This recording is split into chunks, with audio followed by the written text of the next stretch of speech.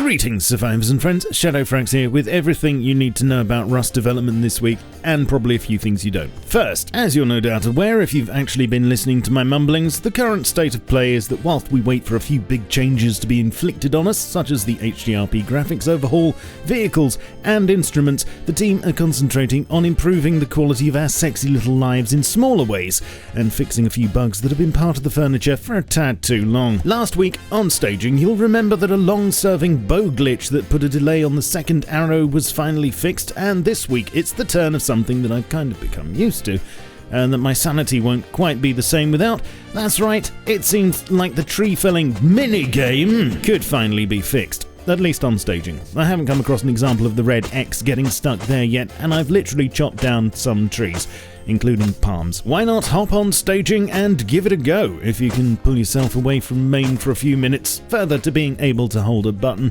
to transfer water between containers last week, you can now hold a button to transfer water to the most important container of all, and chug non-stop from boater bags and water bottles. But not from rivers yet, it seems. Being able to quickly loot all from a container by hovering over it whilst pressing a key was added to staging last week, as you may remember, and now you can specify which key in the options, even binding it to a mouse button if you want. In other improvements, large furnaces can be placed on the world layer again. That's rocks, basically, to you and I, which means that this is now possible. For instance, there was a fix for an issue placing small refineries on ice, rocks, and uneven surfaces, and small water catchers can now be placed on building blocks.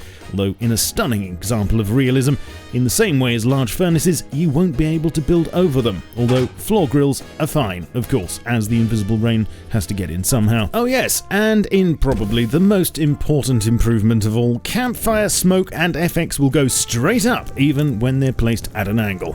Praise be! Actually, to be honest, there is another improvement being worked on that I think you'll appreciate, although it's not on staging just yet. Helk is working on a branch called Battery Fixes, and according to this, soon batteries will store energy in Rust watt hours instead of a static output amount and time. This should then mean less drain on batteries with less energy usage and longer life. As I say, it's not live yet, so I can't show you the results, but hopefully next week I can. In other changes, if you boot up staging at the moment, you might be greeted with this screen, which you can either stare at indefinitely, dismiss altogether by closing it, or click on the Visit Store button, which surprisingly does just that, where coincidentally you can get 10% off all orders by using code SHADOWFRAX. This is a new feature of the UI that Gary's working on at the moment, which can be used to highlight not just merch, but dev blogs, skin releases, and other things, along with a matching video and clickable links. In other changes, Happis is getting some attention to tweak its prefabs,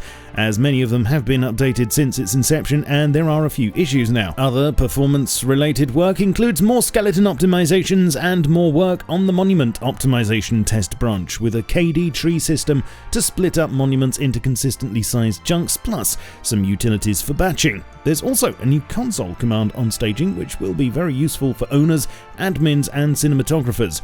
Teleport LOS, which stands for Line of Sight, and which does exactly what it sounds like it should.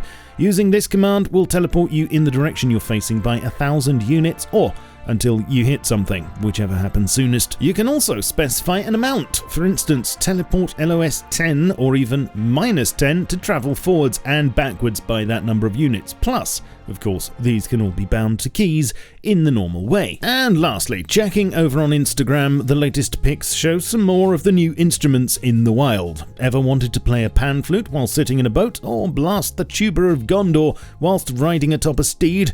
Of course you do, you're only human. This is why all the comments about these are so positive, as per. Looks like someone might be getting their wish though. Next Thursday, the 7th of November, is of course the big patch to main. Will we see some last minute additions? More long awaited fixes? Stay tuned and I'll keep you in the know. I do, of course, stream on Twitch 3 times a week, plus you can find me on Twitter, Facebook, Discord, and my Steam group, so come and join me there. Leave me a like, comment, and subscribe to the channel. I shall catch you all very soon, but in the meantime, keep calm and stay rusty. Cheerio.